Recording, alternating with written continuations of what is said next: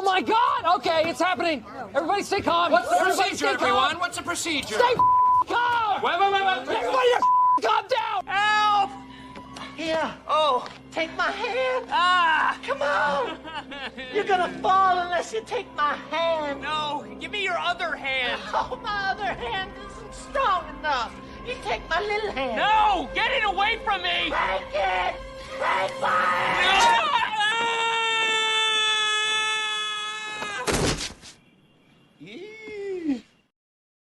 After a big afternoon of shopping, there's nothing better than some Mexican food and a nice little drink. Come on down and enjoy a nice Mexican fiesta. Guess what? We took everything you love about the Bloomin' Onion and created a menu you've never seen before. Let me hear you say, Bloom that ass. Bloom that ass. This bloomified menu starts at $13.99 and it's gonna blow your bloomin' mind.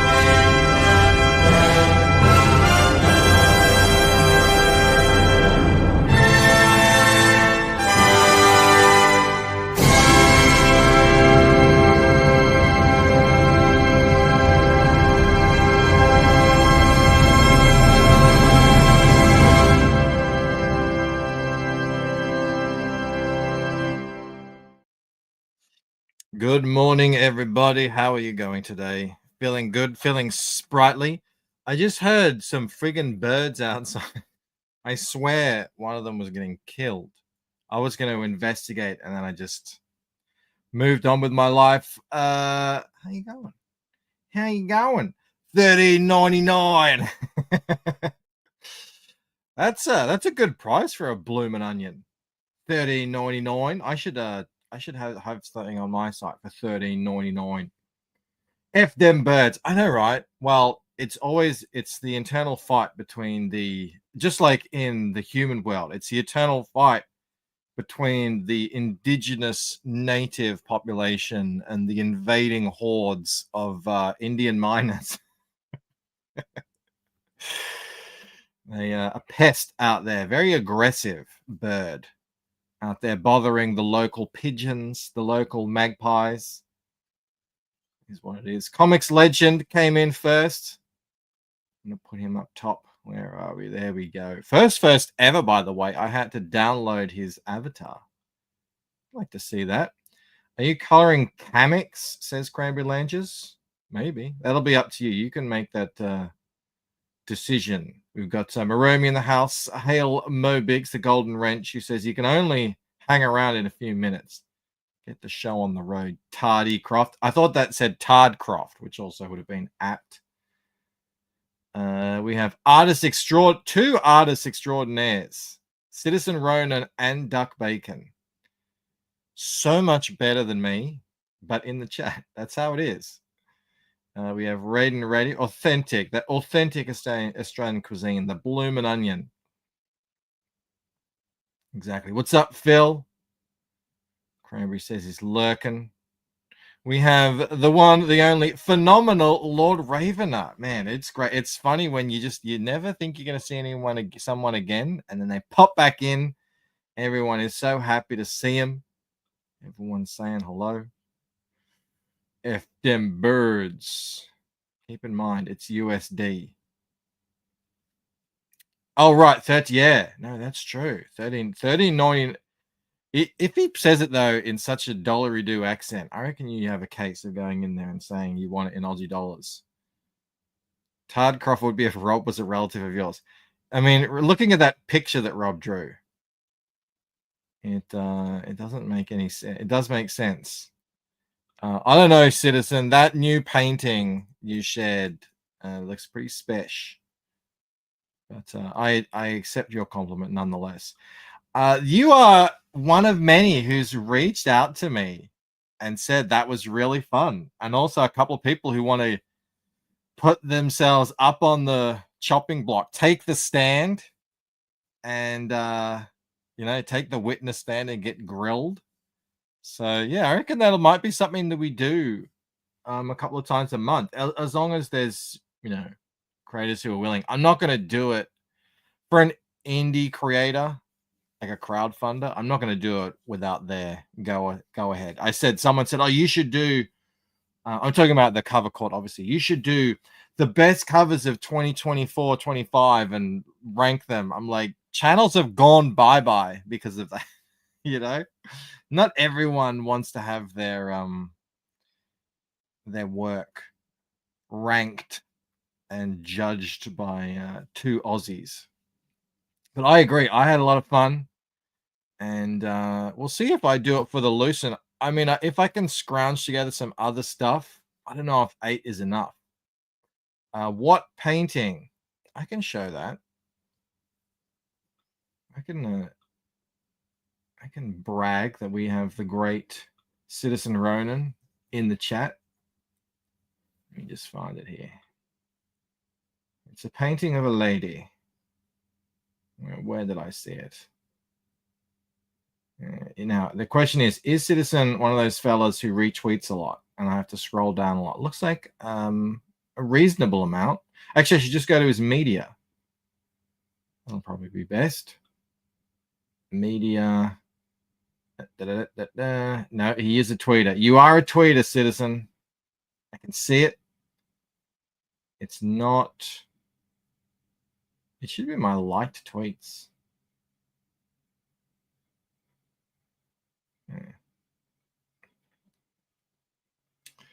Can't find it.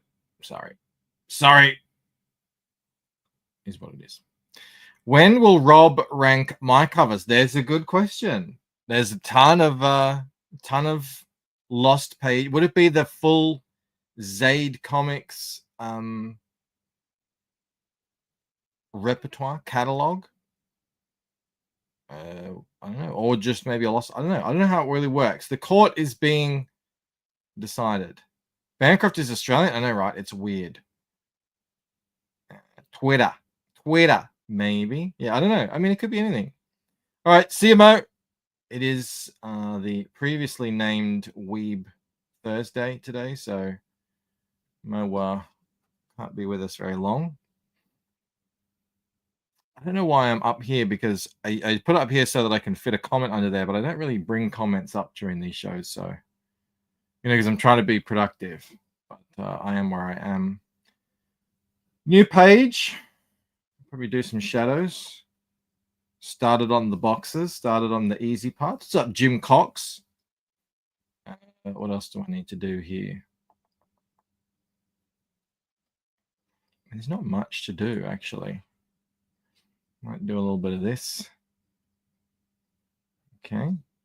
Oh, don't tell me. Don't tell me. Hold on a sec. Did I flat this? I hope I did. I did. Good. Okay, not just in the shadow layer. All right. All right. All right. All right. I know what I need. I know what I need to do.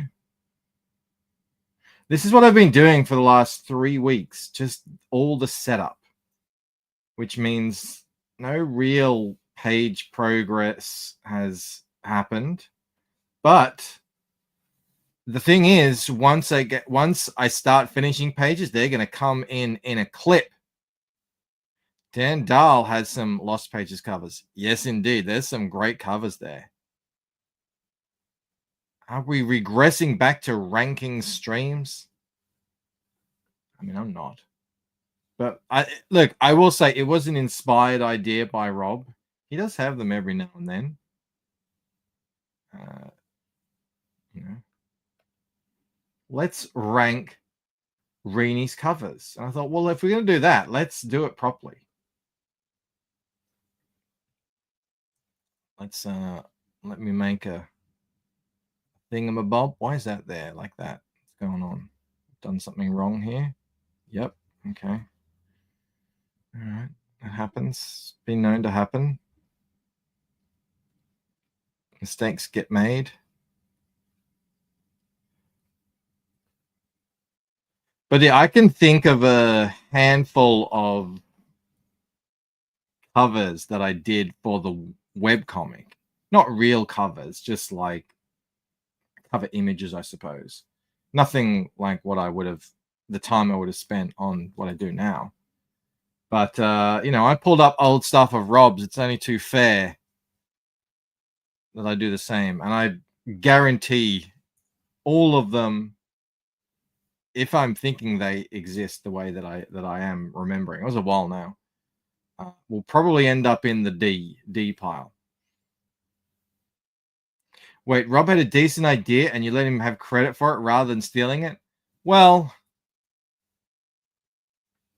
yeah, I suppose so. I mean, credit where credit's due. I was going to say if it all went under, it was going to be Rob's idea. Like if it just turned out terrible and everyone got upset, it would be Rob's idea. And if it turned out great, I would credit it to the ether. I guess I'm just feeling magnanimous. It's the end of the week. Let's actually do some work here. It wasn't a good idea. That you didn't enjoy it, Maromi. You were getting involved. I saw you doing some judging, didn't I? And anyway, it's not just the idea, you know. It's the execution that matters. So, you know, Rob would have just done it. He would have just, I don't know, he would have just looked through campaigns and then made an estimation on his own. He wouldn't have done the whole tier thing. That wouldn't have happened. He wouldn't have made a spectacle of it.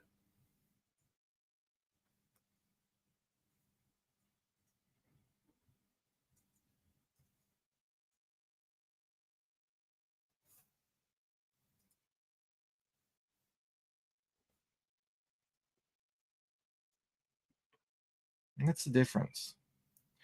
Good takeaways for others to also create compelling and dynamic storytelling covers. Yeah, that was interesting. I hadn't really thought about that until I put them all side by side, but I like the storytelling ones. At least the ones that have something to say about what's going on in the book, which used to be, you know, the sort of norm, I suppose. But no, it is interesting. I agree in terms of, damn it, like what you actually look for in a cover. I totally agree.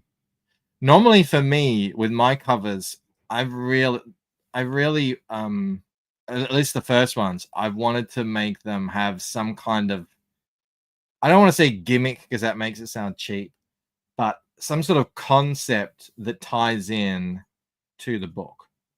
So on the first one, it was the puddle, and it was Ella. And was she falling or was she flying towards you in the reflection of the puzzle? And reflections are always been a big part of the Lucent, and will be in this one as well. You can tell with the mirror motif, but now it's like shattered mirrors.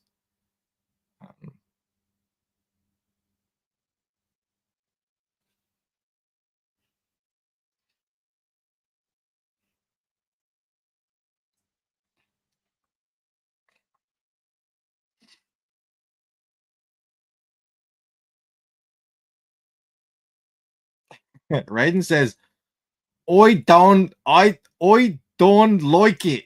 Next. that's more Kiwi. That's like a blend between Kiwi and Aussie. Australians wouldn't say next. Do we have an accent when we say next? How would you say it? Next. And we say next. No, I think it's the same. But Kiwis would say next.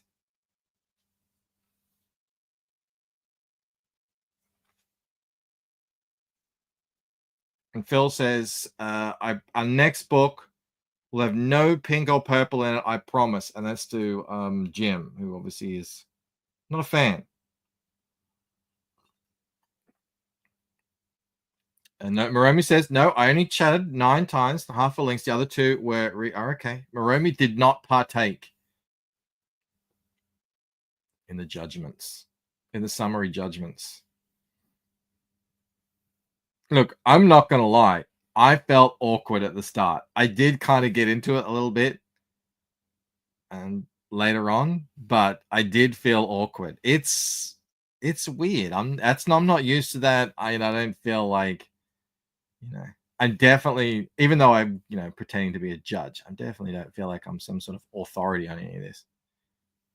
But I think as long as you're just saying, it's just like what you prefer out of that bunch, you're not judging the cover in terms of like its value in the world of comic books. You're judging it against the rest of the field.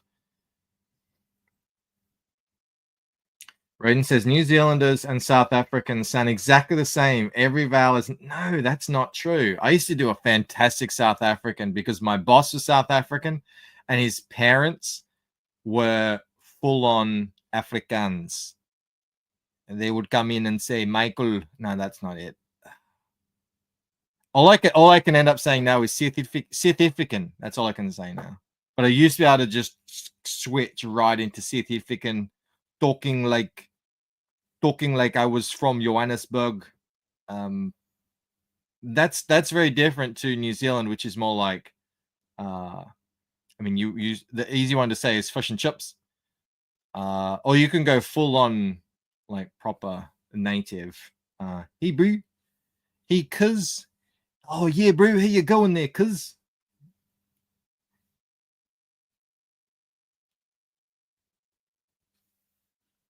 The fact that not everything was S and A tier lent the ratings. That's what I thought as well, Ravener. I was worried at first everything was going to be an A or S. And I was like, oh, this is like, I felt bad. I sincerely felt bad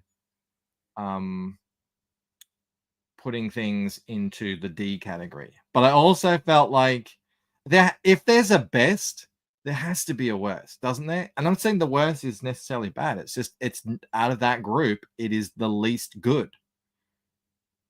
I think that's fine. Damn it, I keep stuffing this up.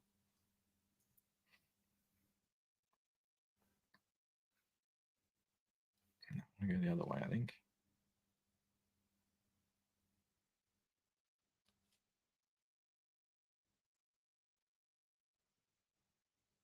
I'm upset that I can't do my South African anymore. Maybe if I just watched what was that, District 9 again, I could probably get it back. That's got a fantastic South African accent in it.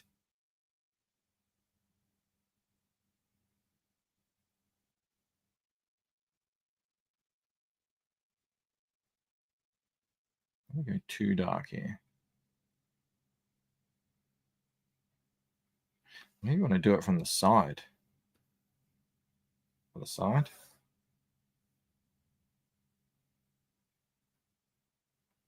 Yes, a bit like that. Yes'm. That's how Kiwi sounds to you? No, that's like I have normal. Most New Zealanders just sound like Australian with a bit of a vowel shift. You'll hear it on very certain words, but some of them have a really strong accent. Like you put the pun in the bun. You put the pun in the pin. You put the pin in the bun like that. And then there was one time I have this story where I was playing poker and this huge Maori. I mean, like seriously, he was like Maui out of Moana, sits down with the hair and everything. A vowel shift, and he sat down. I remember his hands. He put his hands over his cards, and they were completely disappeared. They were enormous hands, fingers like big fat bratwursts. And I was just like, I had to kind of go like this just to let him see fit, just to let him fit next to me. And then he turns to me and he just goes, "Having a good night there, cuz? Oh yeah, I like to come down and play poker, you know?" And he had this such a high voice, and I was I didn't laugh. He was a really nice guy, but it was just like if you saw him out on the street, you would freak the hell out. He sounded like that old video, you know, like, "Oh no, I'm beached, Isbrew." Like that's a real accent that people have there.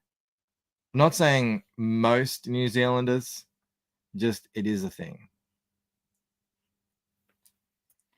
"Oh, you're beached, Isbrew."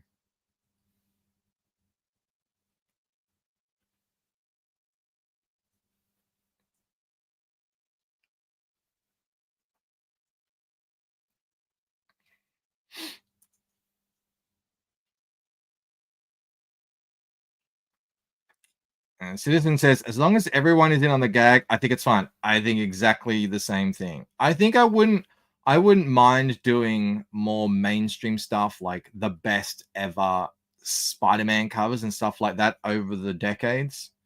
Because I think that sort of shares the, you know, because and then as well, every single cover, because you can't really do that because you can't really put. I suppose you could.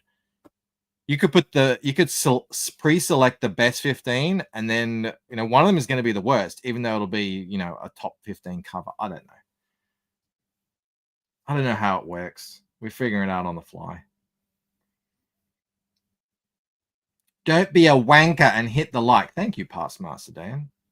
Yes, indeed, do that. Don't be a wanker. Ya wanker. Such a great insult, that. Ya wanker.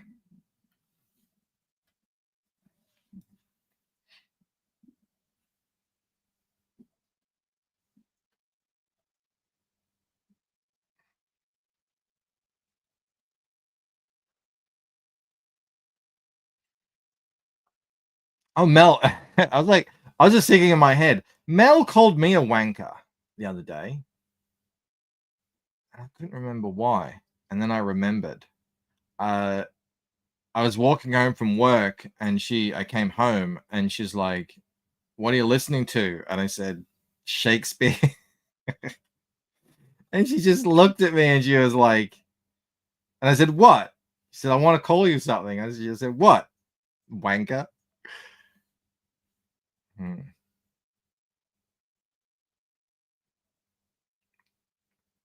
I don't care.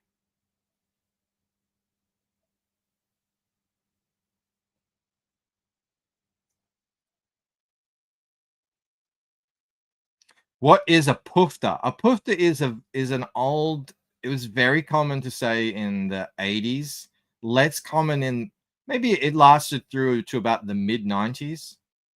Did you bite your thumb at her? I did. I did bite my thumb at her. I was listening to Richard III. Not Romeo and Juliet. A pufta is an old insult for a gay. A puff. But it sort of it ended up becoming, you know, like the very effeminate gay. That's what it is. So yeah, if you're one of them, you would be a puffter. Like I know a good amount of gays, but none of them, I think they would have been called a puff. Like you could say quietly, "Oh, did you know he's a puff?" Like that. But that wasn't an insult. If you called something, you puffter, that was more like you're being an effeminate man. Whereas a wanker is more like someone who listens to Shakespeare because they enjoy it, you know? It's like you're trying to say they're pretentious, essentially. But I don't care. I'm not going to apologize for my love of the bard.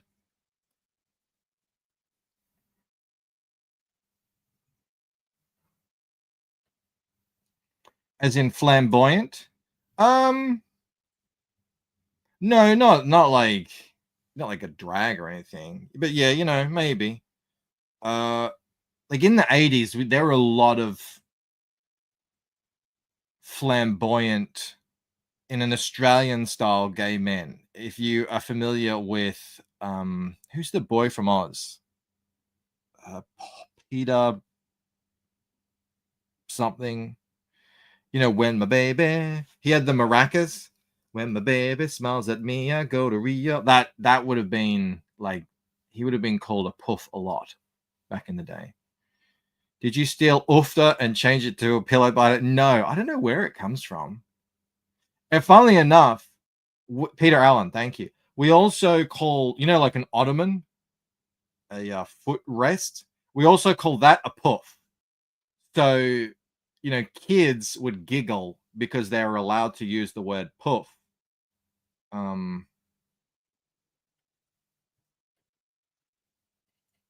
Because it was a legitimate word. Like, oh, I'm going to put my feet on the puff.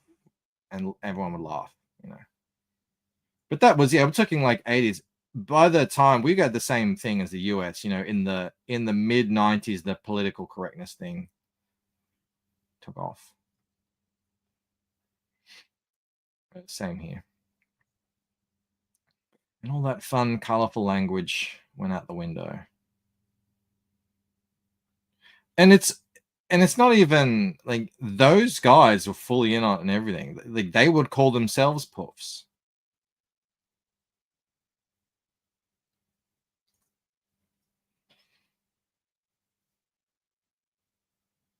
Marimi says fanny is hilarious when you know what it means in the Commonwealth. Yeah, so a fanny for us is the front, whereas for you guys it's the back. I think it's the same in Britain. Is that right? What's up, Jake? Yeah, bloody puffda. I think that's the right in the UK. Same in the UK.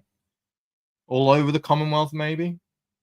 So yeah, when you guys say fanny pack, that's a whole different meaning for us.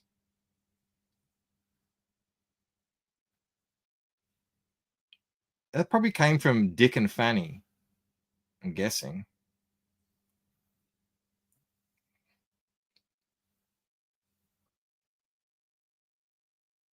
Jake says, I think Fanny is artsier, but no one uses it here either. It just, I mean, that was probably on its way out when I was a kid. But, you know, I think you would hear in the school ground, like, show us your fanny. Oh, you got a stinky fanny, you know, stuff like that. Classic insults. Hope my kids aren't listening. They should be. Maybe Clark is still in the car.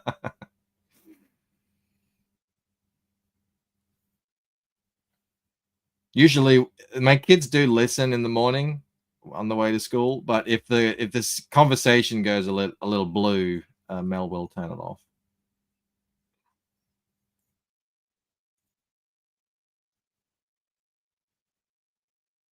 Fanny packs were worn in the front or on the side. See, and funnily enough, that's true. So fanny packs one in the front for the butt, and we did the same thing. We call them bum bags. Clark is going to be yelling puff and fanny now. Oh yeah. What did I was like, I was saying some kind of slur the other day. Not a slur, just like a bad thing you wouldn't want a kid to say. And then Clark was just jumping on the bed, just saying it over and over and over again. I was like, do not repeat that. I tell you, they're like freaking, it's monkey see, monkey do at that age.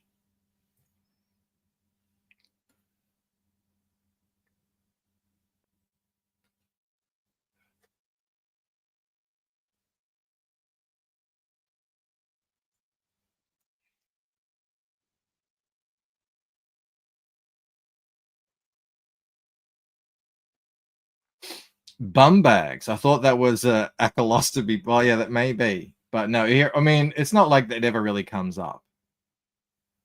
I don't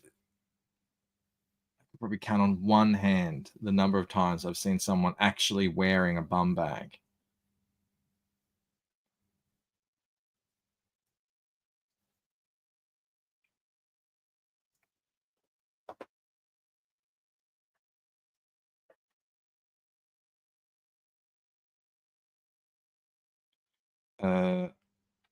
Mel says Clark is safe at school, and then she says, "Oh," she says, "Why are you accelerating?" I think she meant exaggerating. I don't know what that means. And then she reminded me what I said. We were at,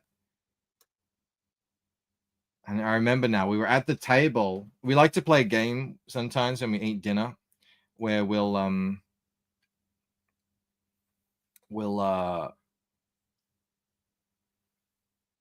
do like A, B, C around each person, and just like to pick a subject. And that night's subject was countries. So it got up to M, and someone said Mongolia. And of course, being a fan of South Park, I said, "You goddamn Mongolians." So that Clark was jumping on the bed, just going, "Goddamn Mongolians." And I said, don't say that at school, for God's sake. Yeah,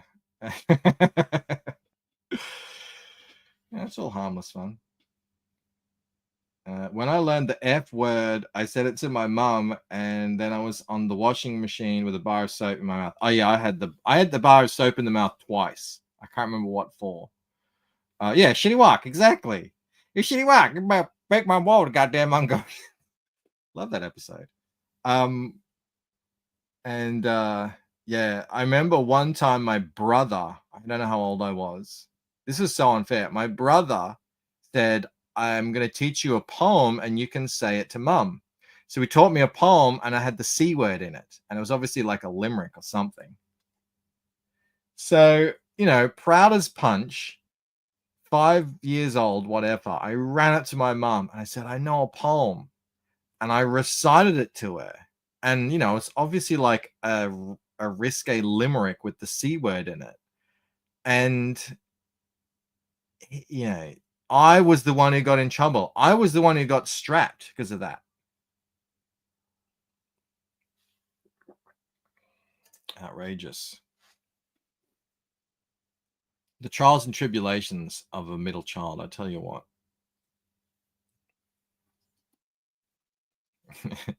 He taught you how to poem.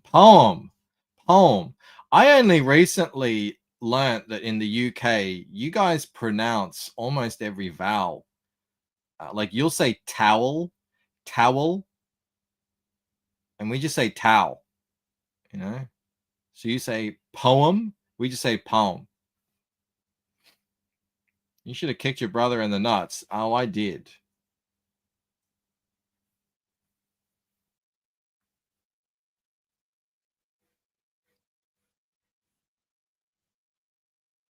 Hold on, I'm getting messages here.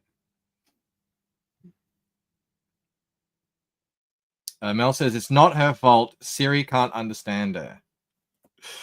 Jake says madness. Yeah, I had no idea that you guys were so. I always thought the Brits and us were a bit more similar. Apparently not. Apparently you're just going around saying, "Excuse me, can you please pass the towel? I need a towel. Thank you." Nah, mate, give him a towel.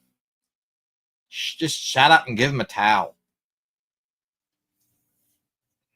Past Master Dan says back Michael Bancroft's Fractured Mind. Please do. Getting very close now. I haven't pulled up the campaign, but now it's probably a good time. Thank you very much, Past Master Dan. I'm going to pin that. Pin message.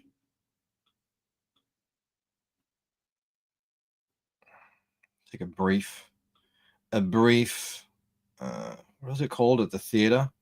Intermission. Remember when they used to have intermissions in the movies? They never do that anymore, no matter how long the friggin' movie is. All right, what are we at? $759 away from unlocking at 275 backers. The question is, will I get to 300 first or 15,000? We got 22 days to do it. I got to go on the hard sell. I actually am going on to a few other shows. I want to say I've been slacking on the promotion a little bit, but I've just been working on the book, which I think is fine, you know. I think I'm end up sharing the same bloody thing.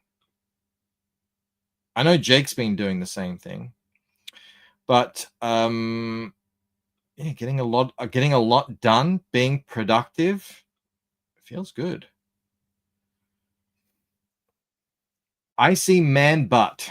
It's in there. There's a little bit of man butt in here. But yeah, someone bought the hardcovers today thanks to our boy Adam Lawson, who ranked the Lucent number 10 in his favorite crowdfunded comics. Someone saw that and said, I want that, and backed him. So shout out, big ups. Thank you very much to our boy Adam Lawson out there doing the Lord's work.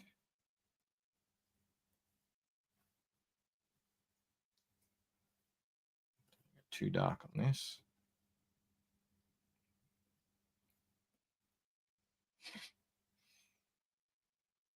JP did make the rounds.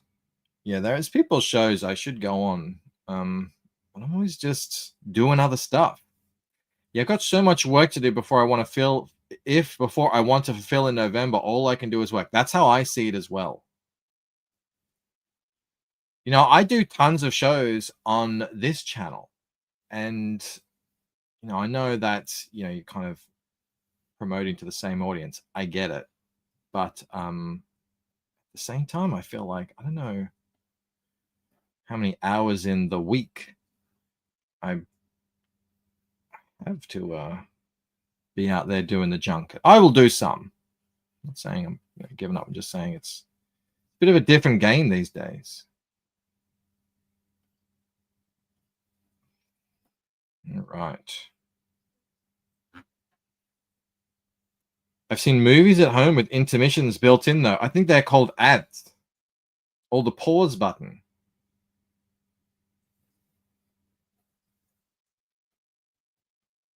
All right. I think we're good. I think we're good on the shadows. Let's get on them highlights. Creative Block was fun. They were really nice and great to talk to you. I agree. Yeah, I went on Pear's channel just after it launched. Had a good fun show.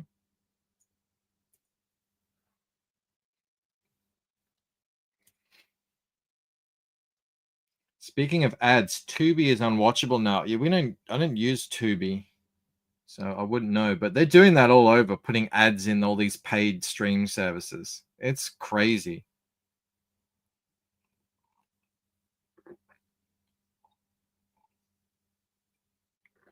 Jake says the current spread is taking forever.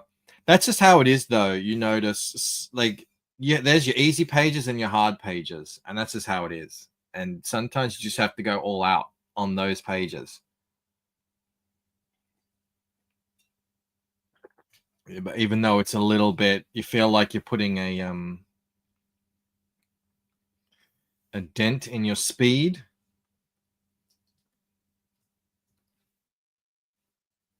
You just gotta. Oh, I'll do just all this first. Like in all of my books, there's been, 2 or 3 pages where I'm like, all right, I'm gonna spend a good 3 weeks to a month on this page, and that's just, I think, the luxury you have if you're doing it at your own pace. Like, obviously, I don't know if that exists. I doubt it does in, more mainstream books. But then I see things like, what was it? Red Coat. And there's art in there that's just, I don't know how long it takes that guy. It's Brian Hitch, I think. But hang on, I probably want to be doing the other side. I mean, some of those pages, there's no way he's just knocking them out in, a day. I just, if he is, I'm in awe.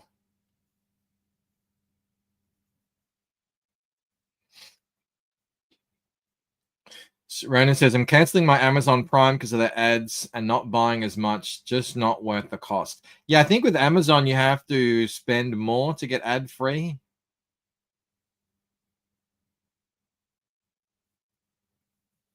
I mean, that was the whole selling point originally, ad-free. I've even backed the old cable, if you remember. That was what it used to be. It was ad-free, and then it wasn't, and then...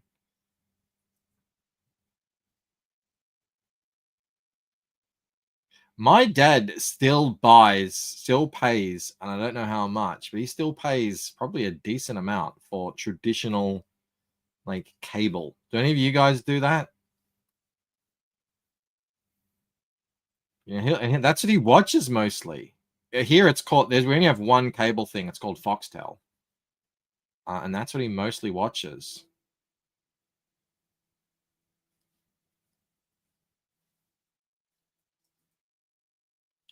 And my boss, she still watches free-to-air television. She's like, do you watch that? I'm like, I don't watch television. I use my TV to log into certain streaming services. I don't watch television, though. And I'm like, I can't believe that that's still a thing, but, it is. And then it makes sense because every now and then I do, like I'll pull up a clip on YouTube of, I don't know, like a free-to-air news service. I'm like, oh my goodness. It's like it's the early 2000s all over again. It's just straight propaganda. I go, yeah, people still watch this stuff. The oldies in the family pay for Virgin Media cable boxes here. Yeah.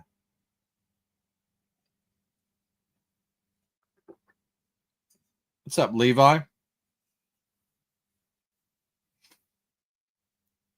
Raven says, I pirate everything, even stuff from Prime, which I've pirated HBO stuff, and I had HBO too. Even another pirate.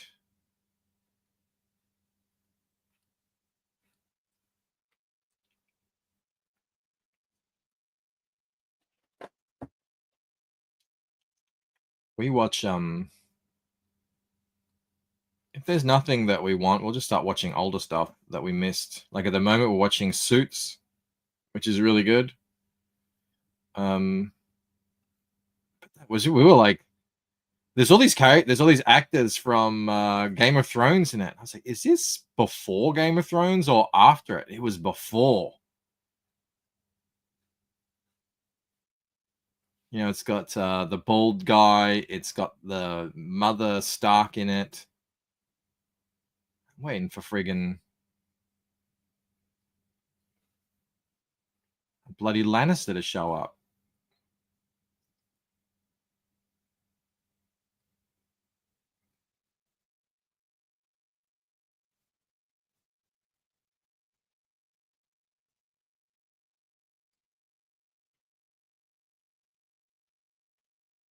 The splatter work by the boxes in the background looks great. Yeah, the destruction. Yeah, it's there's a lot of fun pages in here. This is the part of the story where Ella is being put through the ringer by someone who she's never a kind of power she's never come up against.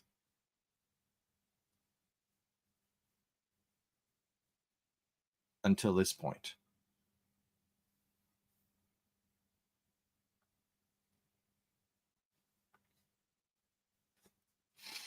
I just have the internet now. Comcast is the worst company, says Citizen Ronan.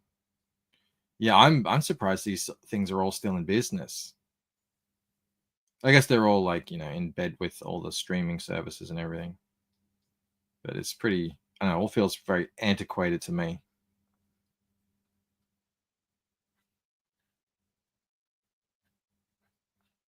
Like most of the time I just watch YouTube, and then if there's a show, we were watching a show last night. I can't remember what it was on. I think we have, again, it's like these streaming services are like cable companies now. So we have a thing called Stan.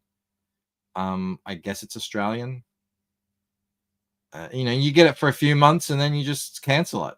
You wait for more shows to get loaded on, and then you get it again for a couple of months. That's how we do it.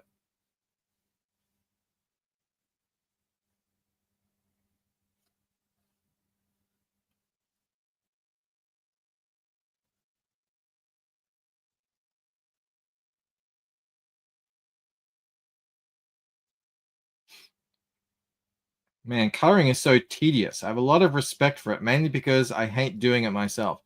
A lot of people do say that it is very tedious. I think it takes just as long as everything else, which is weird because colorists I don't think they get paid as much. So it's like it's a bit of a thankless job, but it really ties everything together.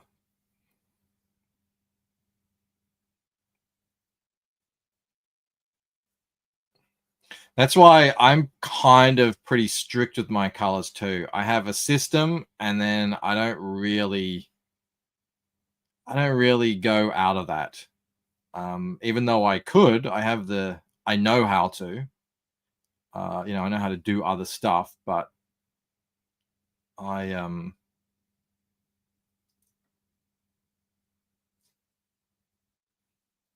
don't, just because of time. It's like, okay, you got it. You have to weigh the benefits with the the time it takes to do all this extra fancy stuff. And then also consistency and those sort of considerations.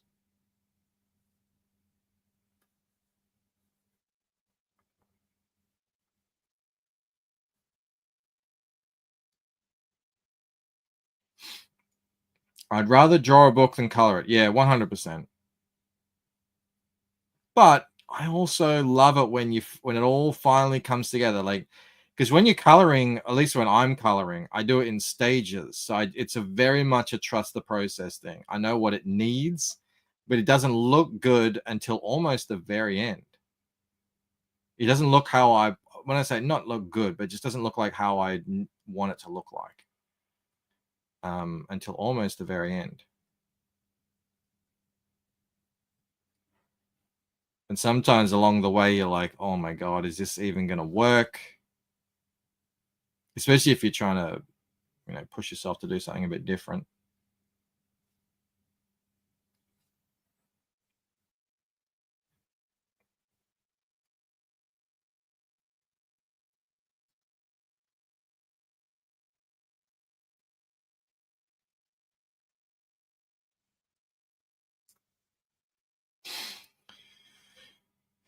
Then why do they charge so much? Do they, colorists? I thought colorists were kind of cheap. I thought colorists were getting under 100 a page or something. There's no way I would do under 100 a page for the amount of work I put into a page. There's just no way. I would rather just go and do pretty much anything else. You know, for the amount of work and mental, like, because coloring is very mentally taxing. It's a lot of thinking. You can't turn your brain off and color. It's constant problem solving.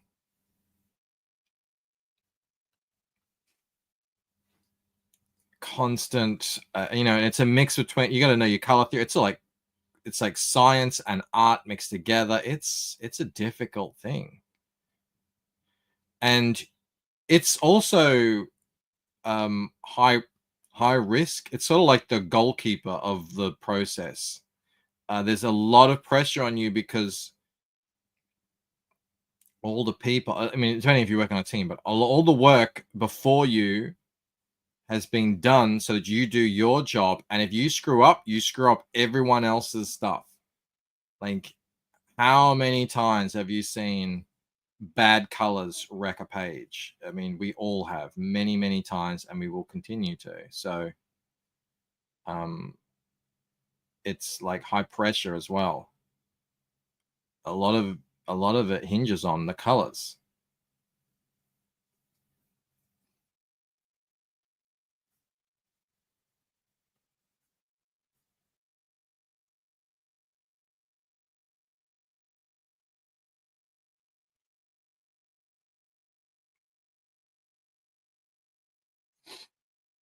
Is it long process to letter a book? No.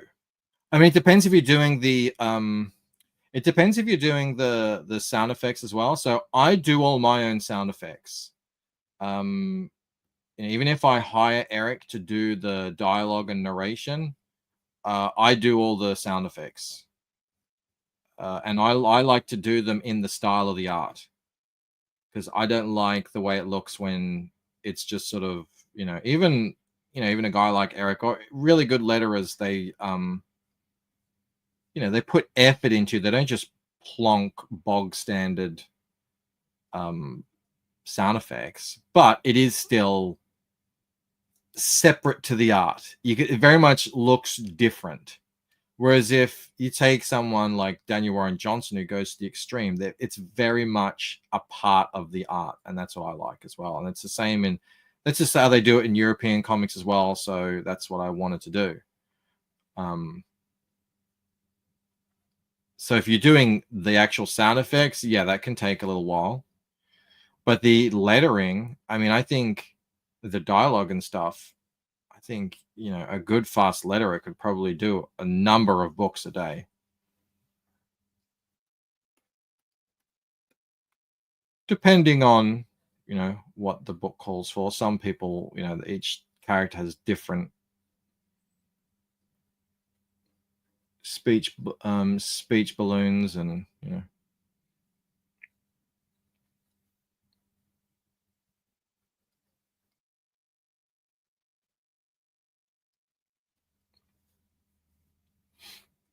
I've done 2 pieces of sound effects for this book, and they took me all in all about 30 to 40 minutes each to do them. I mean, that was proper. I mean, I could show them what I did. Where are we? Where are we at? Where are they? Speech. Text. Where is it? Did I not save them? Oh, they're gone. Where the hell are they? Fractured mind. Sound effects. There they are.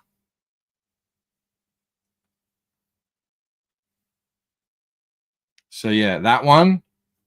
Yeah, that took me about 40 minutes, I think.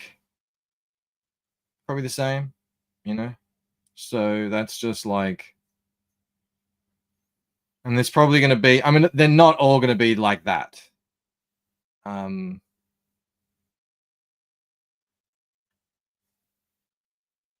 But you know, you probably got a handful on each page. Not all like that, obviously. But that's all. Yeah, that's all hand done. So what I'll do is I'll do the text in Illustrator, like get it, then I'll put it into Photoshop and bend it and morph it, fit it into the art. Like it might need to bend around things or zoom in or follow or like lead the eye and stuff like that. And then once that's done, that's a template. And then I will just go in and draw. And I like to when I do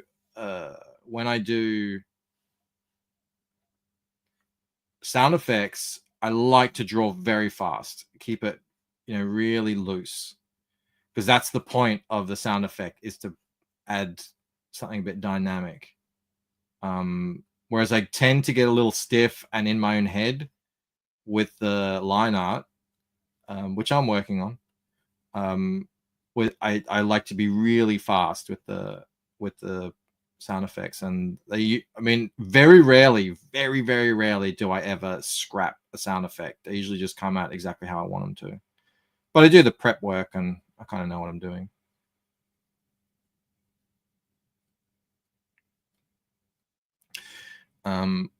That's the once the sound effects go in, then it really starts to look like a real comic. That's actually a stage where that's a fun stage.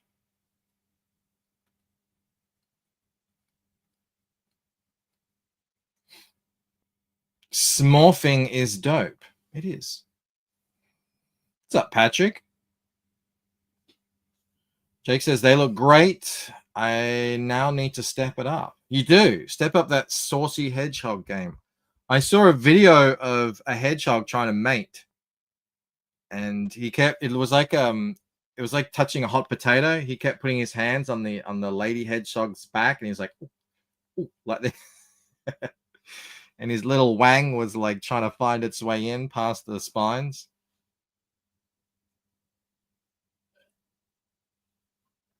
When you work on lettering, do you ever go back and fix line art, or do you stop myself? That's between Joe and I, the editor, when we decide enough is enough. Usually the time to stop is when we say it's telling the story correctly. Like that's always been the thing. If the story is not being told correctly, it has to be worked on. That's the big thing. But if it's just, you know, oh, I reckon you could have done a better face, no, it's time to move on. Because that way lies damnation. I mean, you could always draw a better face, sure, whatever. But you can draw that on the next book. Like, you don't have to do it now. You've already done this. Don't, like, wallow. And I've seen such talented artists, way more in a whole nother league than I am, go down that route. And you're just like, I get it. You're not happy with what you've got. But you know what's better than a imperfect book? You know what's worse than an imperfect book? No book. That's a lot worse. And I remember, I think that was something that Phil was sharing, like the commandments of making comics. That was number one, and I couldn't agree more. Finish the book. You know, it seems so obvious, but you know, and whenever you do art live or you share your art, you're always going to get people that say, "Oh, you should move this here, you should do that there." And I always just say what Eric Canetti said to me, which is, "Don't worry, I'll get it on the next one."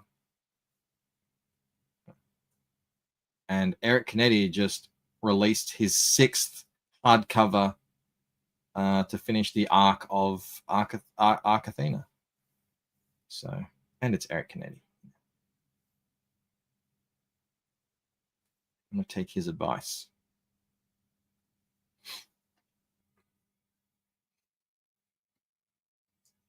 Perfection does not exist, exactly. And no one even wants it. No one's asking for it.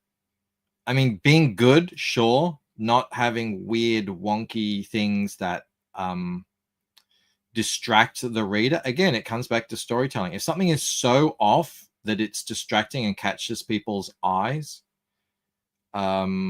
yes, absolutely change it.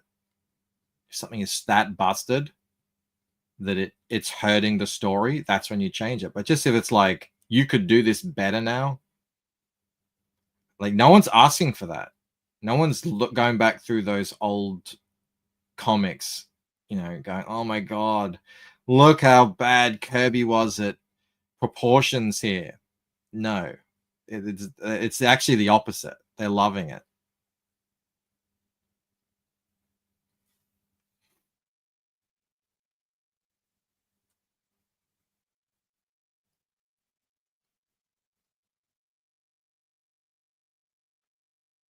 You know, I know people have said to me, oh, you got a really like hyper realistic style, and I never went looking for that. I never tried to do that. I was just like, I'm drawing the only way I know how. What I'm trying to do is emulate, try and get to the point where you can be one of those sort of like cartoonists from the 60s.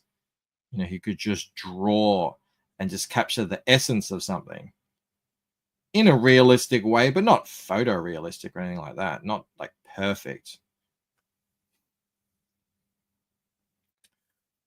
Jake says, once the inking lettering is done, I'm getting a test book from Mixam to see if any changes need to be made before coloring. Yeah, I know people have done that. I know people who like get test prints of even their colors as they're working, just to make sure it's all, you know, looking good along the way. I haven't done that, but I'm at that point now where I really can anticipate how it's going to look printed, even without the test print. You know, I know when it's going to look good. I'm not worried, and that's just experience. It's just having, you know, having done it so many times now. But yeah, absolutely. I mean, I do keep working on the book right up to the very end. Right up to the bitter end. That is a mistake. Let us fix that.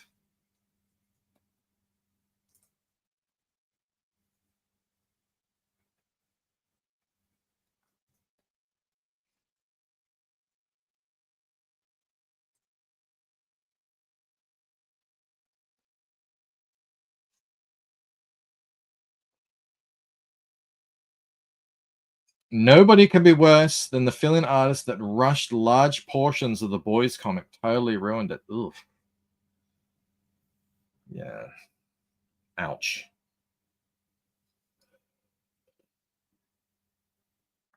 You can always go back later and do a reissue of earlier work. So many creators are doing that now. Yeah, you could, but I would prefer to work on new stuff. You know, if you've got more story to tell, do that. That's the way I see it. Sure, if you've finished and maybe you want to go back and like, there's some really egregious stuff. But I think I hear every artist say this. Every artist says, oh my God, I look back at my stuff from years ago and I'm just, what was I doing? But that's just how it is, you know?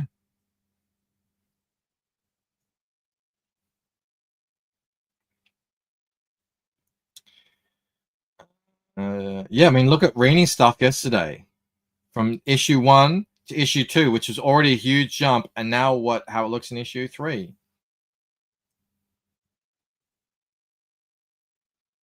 She's evolving. She's learning. I am going to have to bounce. I got to go to work.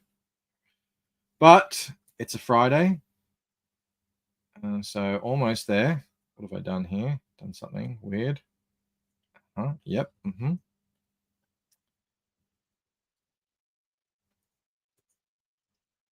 Very happy with this page. I like where it's headed. Look at where Ella's headed. She thinks she's almost got him. She don't. I agree. It is really motivating. I really like the ginger root fingers. Indeed, indeed. Maybe one day we'll get back to that. Thank you very much, everyone, for hanging out. Thank you for being here. Thank you for chilling with me while I draw on a Friday morning. I will see you tomorrow Bit of a big day. Launching Frog G2. Big day. Creative block on Phil's channel tonight, talking Magic and Hotel Story 2. I really need to read that. He sent me a preview copy so I can give a quote, but I haven't done it yet. But in my defense, he said, don't read what I sent you. And then he sent me another one just a couple of days ago. So I haven't had time to read that yet. Awesome. Everyone go. Make sure you check out Creative Block later. There better be babes, Phil. Magic babes. K-pop. We'll see. I don't know if anyone streams at this time. I don't know if there's like someone I can raid into. Let's have a look. Let's have a look. Customize. Redirect. John's live. John's long box. Concrete 1. I don't know what that means. Is he concreting? I know he works in construction. All right, go over and see what the hell, bloody hell, John's up to. I will see you tomorrow.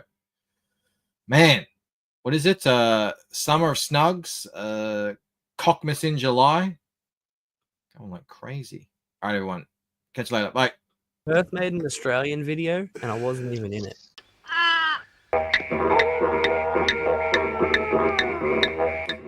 Emotional damage.